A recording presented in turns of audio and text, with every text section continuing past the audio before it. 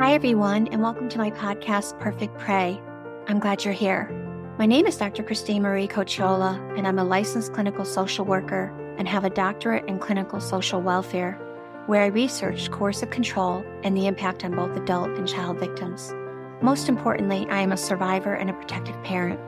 Victims and survivors of coercive control are never to blame. But I chose the name Perfect Prey because coercive controllers, who are individuals who apparently have characterologically disordered personalities, do choose who to prey upon. They choose people who tend to be agreeable and conscientious, perhaps loyal to a fault, fixers, optimistic, and empathic. Or these coercive controllers prey upon those who are most vulnerable, including our children. It's part of their plan to gain control. How do we help our children when they're experiencing systematic, unacknowledged child abuse? We need to understand how these coercive controllers, harmful individuals, attempt to exert their power over us and our children. We need to look beyond a trauma-informed lens, but also layer it with a coercive control lens. So, let's engage in personal power conversations that will create the protective parts that will derail the coercive controller from his plan.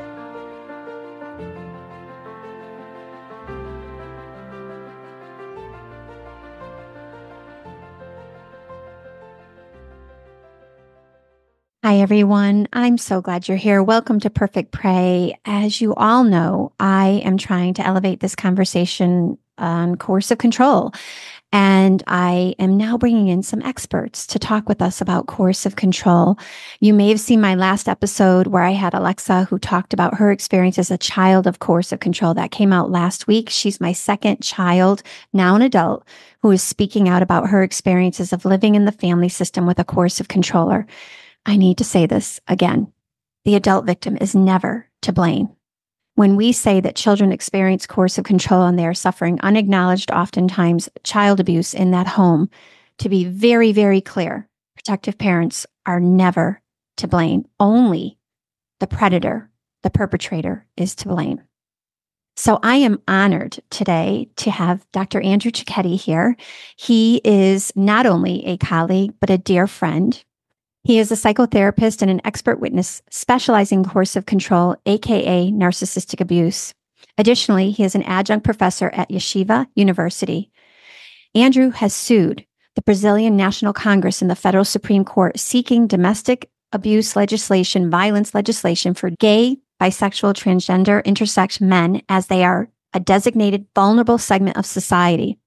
I might just add, this idea that Andrew and I have discussed is that when we talk about people who are so vulnerable in society, of course, people who do not identify as heterosexual fall right into that category. Andrew resides in Brazil with his two dogs, Mel and Chico. And to learn more about Andrew, check out his profile on Psychology Today. But mostly, I'm just so honored to have him here because Andrew has been a force on social media, in particular on Twitter, X, as we now know it. And unfortunately, Brazil has shut down Twitter X, but Andrew's position has been such that he is so protective of protective mothers. And so if you have not followed him, he is now on Instagram and in other places, but if you have not followed him, you will find such solace in knowing that there are men in this world who support protective mothers so immensely. And honestly, it brings a little tear to my eye just to think about how much work he has done to ensure that women feel heard. So thank you so much for being here, Andrew. I'm the one who's honored. Thank you. The other Dr. C. I know we have the Dr. C's here, don't we, today? We do. Yes, and we have a little bit of Maggie showing, just saying, everybody. So, and Chico might pop in.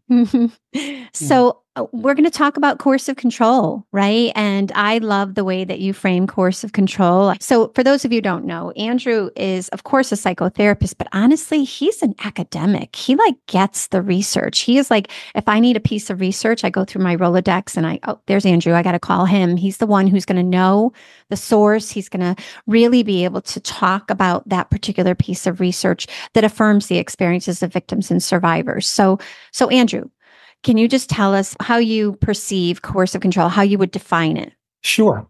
As a point of departure, I would say that I'm a victim survivor, if that isn't clear in you having discussed my Brazilian lawsuit. And I found myself wanting to understand what it was that happened to me. I knew that something did, and I just didn't know how I went from where I was X number of years ago to where I had found myself. And that inspired for me a deep dive into the literature. That's really what informed my wanting to understand, drove my review of the research. Coercive control, narcissistic abuse, they're, from what I can tell, we're really talking about the same phenomenon.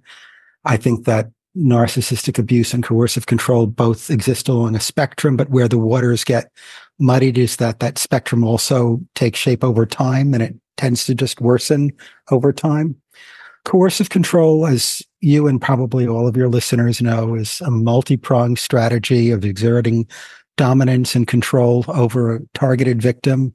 Typically, it's a male perpetrator targeting a female victim. I think that probably relates to the fact that 90% plus of society is mostly heterosexual. And, that's also to say that same-sex couples can experience coercive control as well. The sort of key feature of coercive control is that it can be understood in contrast to the incident of violence model. So as a form of domestic violence, and it's not clear to me that the incident of violence model actually really exists. My hunch is that it's all coercive control. As Evan Stark would note, what took place between those incidences of violence is violence. In Brazil, we use the domestic violence language, and our conceptualization of domestic violence includes psychological violence, physical violence, financial violence or patrimonial violence, moral violence, or what you might think of as a smear campaign or an intentional effort to discredit somebody is another type of violence, as well as sexual violence. And so my understanding is that all of these tactics of violences can be used in a campaign of coercive control. However, they may not include anything that looks like physical violence so directly. That's where it gets tricky, I think, for victim survivors and also for the general public to understand. Having said that, recent research in Brazil shows that the number one type of violence that victims of domestic violence experience is psychological violence. And that's not to say physical violence isn't taking place, but psychological violence is happening with more regularity than ever before, probably in part due to the awareness that's been raised about physical violence, so that abusers are making use of other tactics to exert dominance over a victim. Where we could, add to the conversation is that children are always victims or co-victims of coercive control.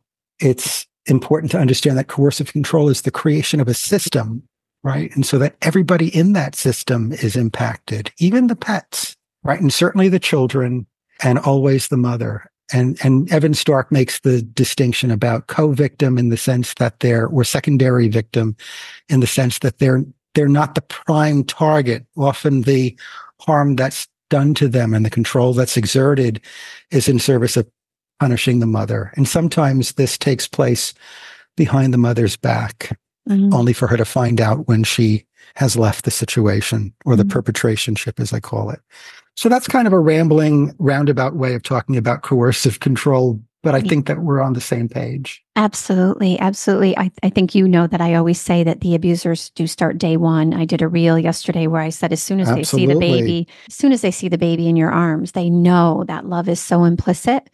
And that's something that really, truly is something so important to you. That's their goal, right? I think is to eradicate in any way something that brings you a feeling of fullness in your life. The goal is to diminish you. And so I would love for you to speak a little bit more about this idea that beyond the violent incident model, because I think what happens, and it's a conversation I'm constantly having with wherever I go and however I'm trying to talk about coercive control, is that a lot of people think coercive control isn't physically violent, or they say it's invisible abuse. And I'm always right there to say, no, that's not true. That's not accurate. So I would love if you could expand a little bit more for our listeners, just in case there's some new people listening. Yeah, sure. Why the violent incident model is outdated and what it is about. And I love, by the way, when you talk about this as it is psychological violence, right? And understanding that Brazil, it sounds like, is actually ahead of us when it comes to legislation. Brazil is, yeah. So Brazil ratified the Convention Against Violence Against Women from Belém de Paraná and ratified other international treaties that the United States never did. And embedded in those international conversations about domestic violence, including, aside from the United Kingdom, I think, also ratified as well. There is this more nuanced discussion about the nature of domestic violence, and that the concept of violence extends to psychological, sexual, et cetera, besides physical violence. But yeah, let me speak to that. I mean, a few things. Also, so if anybody hasn't read Jess Hill's book, See What You Made Me Do, it's a really great place to start if you're wanting to. Now, another great place to start is your book, Framed, right? We have to just mention that you released Framed on October 1st. Yay. It's a collection of essays that really get to the heart of what it's like to not only survive coercive control, but then to be further abused within the family court system, almost as if they're in on it. And in reality, they are, whether they are with intention or not, who knows? The expose will be made someday, I'm sure. But Jess Hill's book is really useful because she tethers coercive control to the tactics of torture that were identified by Albert Biederman, who was interviewing returning prisoners of war who had been brainwashed. And those tactics are recognized by Amnesty International as the universal tactics of torture. And they're also identified as the tactics that are embedded in coercive control. And while there wasn't physical violence used against these American prisoners of war, the threat of physical violence was. Right. And sometimes the threat itself can be. But your question was really more about the sort of nuanced nature of domestic violence, coercive control, as compared to the incident of violence model. I mean, yeah, but I think that what you just said is so profound. It's this idea that, as Evan Stark said, right? So he and his wife, Anne, opened their home to victims, and they would say, the victims would say the worst part wasn't the physical violence. It was the fear of what was going to happen next. Like the fear of, and so for a lot of our protective mothers, it's not even a threat of, or protective parents, I should say, just in case there's some fathers listening, right? But it's not always the fear of of the physical violence. It certainly wasn't for me.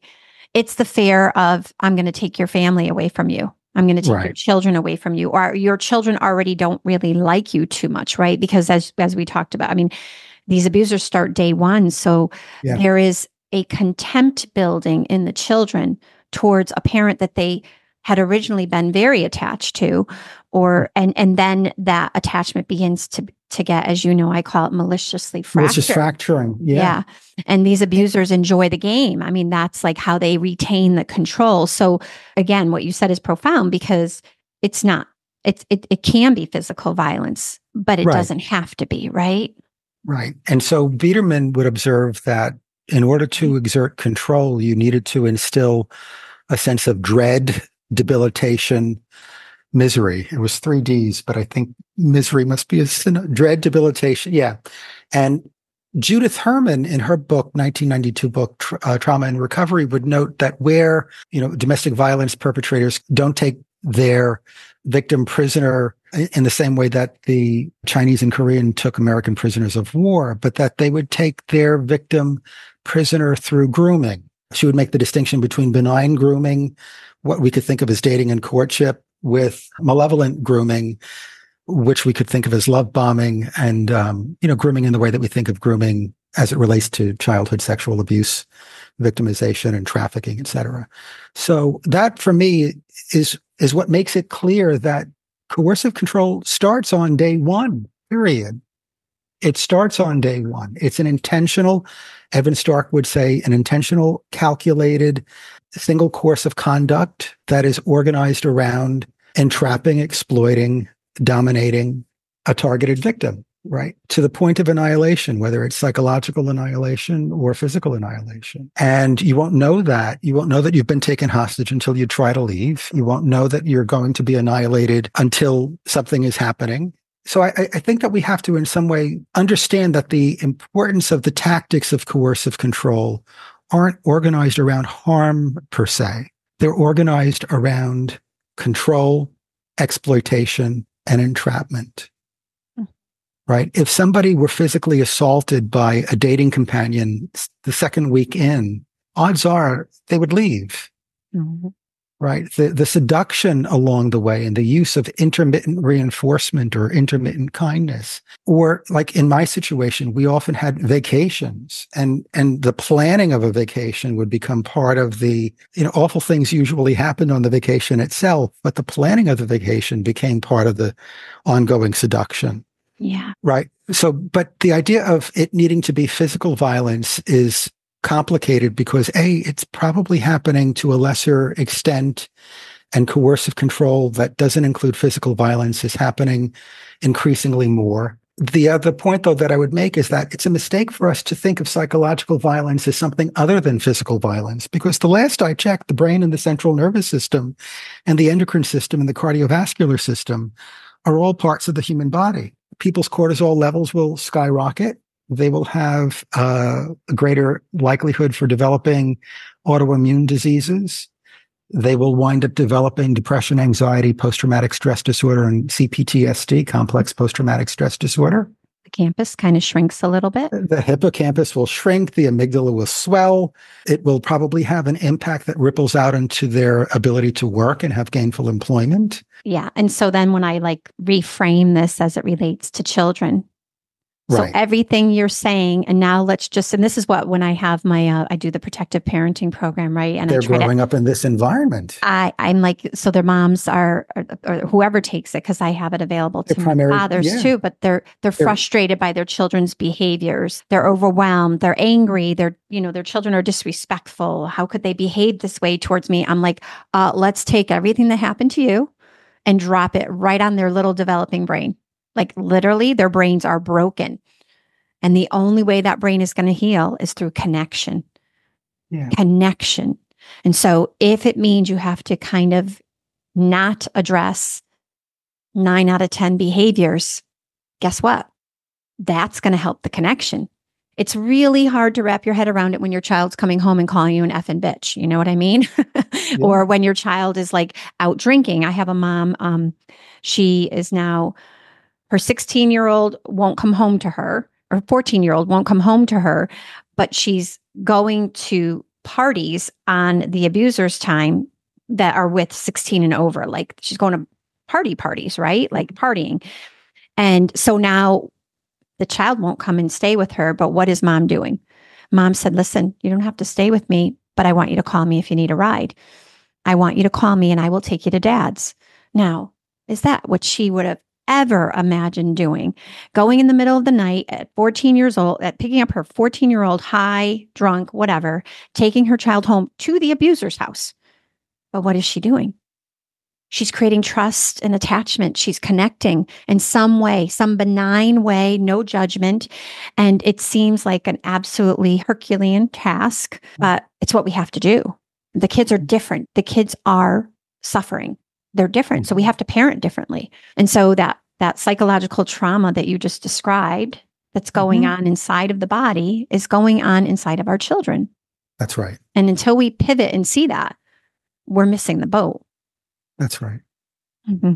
And the same then is true for typically moms, but not exclusively, who are also then looking to connect or reconnect with their adult child who grew up in that environment, right? Absolutely. Yeah. Who may have difficulty with attachments and connection in general, let alone with their parent, with their protective mother. Mm-hmm. Right. Right. The betrayal is so significant, isn't it? And then the systems betray again. It's like this compound, complex trauma. I don't even know. How do you even encompass all of the trauma? When I started entering the legal system here as a victim survivor, it became very clear to me right straight out of the gate that these laws were created by men for men. Not this man, but in general by men for men. And the betrayal is baked into the system. Anybody who's wanting to learn more about this, should really give a look at your book, Framed. Oh, thank you. Yeah, it's, a significant contribution in this regard. It really gets at how the betrayal is baked into the family court system. It's so Well, insidious. and I think if Your next, anybody, people should probably know that there's a lot of academic research that's affirming the information in the book. So yep. it's not Oh, just like, oh, these are case studies. that's a And great, yeah, yeah, Amy Polacco and I did our notes at the end of yeah. of each of our stories. The way that you frame every personal essay is with sort of an unpacking that relates to the themes that emerge in the scientific literature and the themes that sort of emerge in real life. Yeah. Right. So that you have the personal narrative and then your unpacking of that, which I Yeah. think is really helpful for somebody. It's also helpful for people who are currently navigating the system and may need to have their attorneys understand Mhm. what's happening more fully, Oh, and that it's not just personal narrative. It's grounded in scientific literature. well, I'm going for a ride after this to drop this book off at my attorney's office. Ha ha. Well, there you I'm going to go. walk in the door and hand it to her. I cannot wait. That's great. Yeah.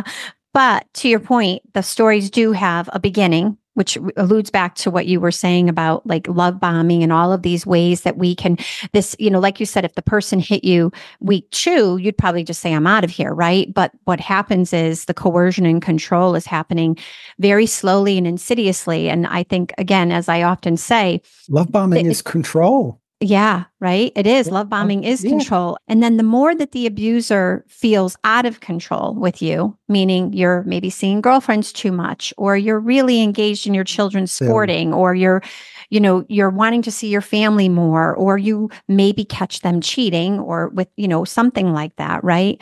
The more the abuser feels vulnerable, the more they're going to exert more power and control, right? And this is what happens when we leave, right? You try to escape, but they're so vulnerable that they either pull you in with threats and or love bombing, probably both, a combo of both, right?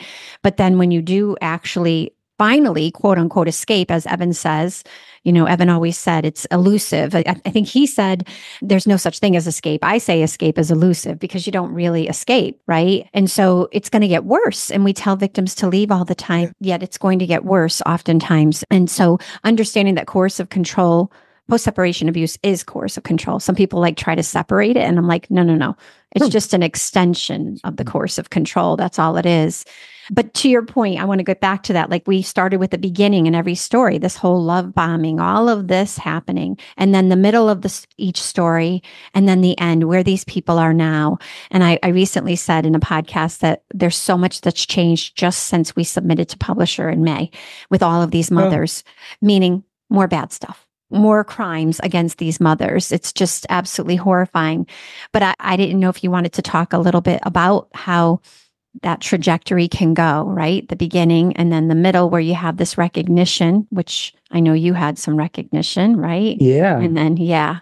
Well, that's interesting. So when I think about the idea of trajectory, I'm thinking of Don Hennessy and his book, How He Gets Into Her Head. Mm-hmm. I mean, the trajectory is kind of interesting because it does start off with this experience of love bombing. And one thing that I guess I've wrestled with are some people more vulnerable to or susceptible to the impact of love bombing than others. And I think that there probably is something that relates to dopamine deficiency.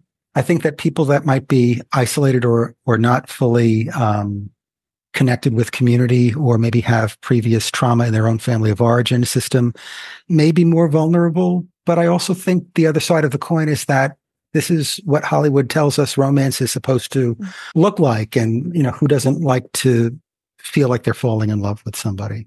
I think that first phase feels delicious for most people. It may be, well calibrated, that if the perpetrator is skillful, they're going to know exactly how to induce in you a sense of attachment and connection, right? There might even be an us against them quality to it. I think that that's something that can certainly exist in the LGBT world, where there is an us and a them. And that feeling of having somebody on your side might be new for a lot of people who are, otherwise maybe abandoned by their own family of origin, or not really feeling well received by society at large, especially in Brazil, which is probably one of the most homophobic countries in the world. So what does that trajectory look like? Then romance kind of lends itself to increased isolation, Right. It's so subtle. It's all so subtle. That's the thing. It's like, oh, come on, why don't we go out Friday night? Friday night becomes Saturday. Friday night becomes Saturday, becomes Sunday. And before you know it, you're not seeing your friends as much as you once did. And when you try to, or try to do something together with the partner, they'll find some reason to sabotage it or not want to participate, and eventually create loyalty binds where you have to choose them or him. And before you know it, you're choosing him and your world has gotten very small. With women, I think that, you were talking about the idea of having children. I'm almost convinced that there is no perpetrator of coercive control that is not having a child with the intentionality of having a bargaining chip or a piece of leverage, not a child per se, right? Because they don't have the capacity to love. They don't have that instinct that says that I want to have a child and I want to care for a child. I don't even think that they have the capacity to say, I want for my wife to have her dream realized and to have her child. Right. I think that they have children either for the narcissistic supply it provides in their community or their family system, or as a point of leverage. And then this is where we also start to see the coercive control behavior escalate during pregnancy or soon after, and, often to the befuddlement of women. But I think it's because they now know they have the leverage that they need, and they test the waters to see how much leverage they actually do have. Sure. So I'm just thinking the stat that over 70% of pregnant women are abused during pregnancy if they've been suffering it beforehand, right? So people think that if they get pregnant, that maybe they'll be safe. But I think to your point is that, I just actually posted about this yesterday, this idea that they don't know how to implicitly love. And when they watch you loving in such an implicitly beautiful way, there's so much envy. There's so much, by the way, for them, it actually elevates their shame because they recognize they can't do that. And to the point, which is so important, and I say this over and over again, I know he may have appeared to be a good father, perhaps. Perhaps the children adore him, perhaps. But the reality is they are just objects to him. And the sooner that that's recognized, whether you're deciding to stay, and you're navigating that, you're not letting them know how you really feel, and you're just trying to stay so that you can have more time with your children, so that the family court doesn't rob you of your children, frankly, and he doesn't rob you of your children. But if you're navigating that, know what's actually going on covertly. Be aware of that, because that awareness is so vital to your child actually retaining their strong connection to you.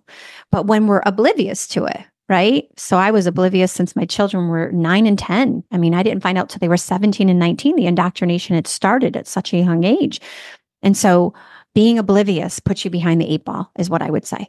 And so if you are listening to this and you know he abuses you, know that he abuses your children, whether it's overt or covert, and know that in that he's trying to fracture that attachment in some way, diminish you in some way, and you need to do whatever you can to counteract that immediately.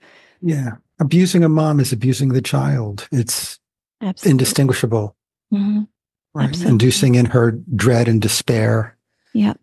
Impacts her ability to be the best mom she can be. And it's kind of like, I think Emma Katz makes this point. It's kind of like being a mom during wartime.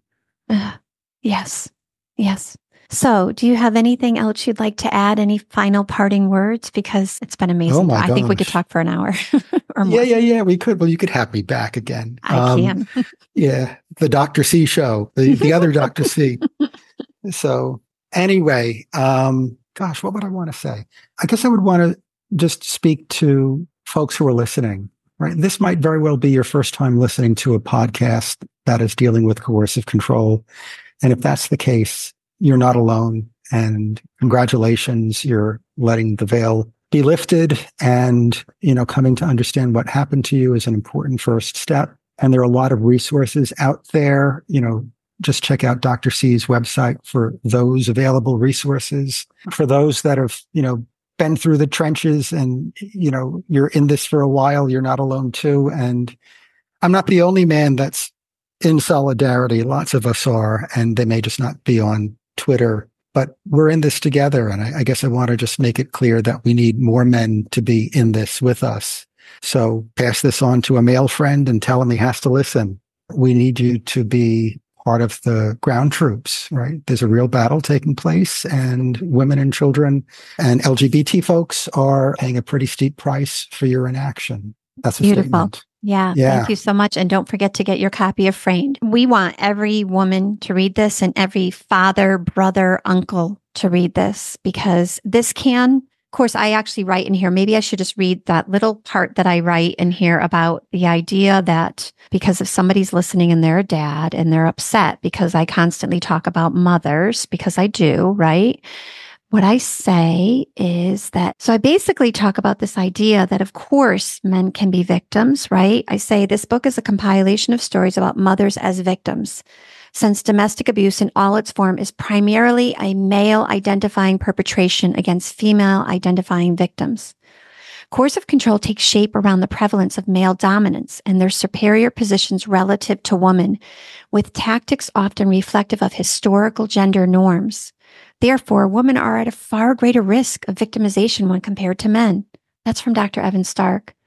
We acknowledge that there are instances of female identifying perpetration against male identifying victims. However, these circumstances are less frequent and often less egregious. The systems complicit in these harms are formed in patriarchal norms, and in that, as research affirms, there is a greater oppression of mothers versus fathers. Mm-hmm. Yeah.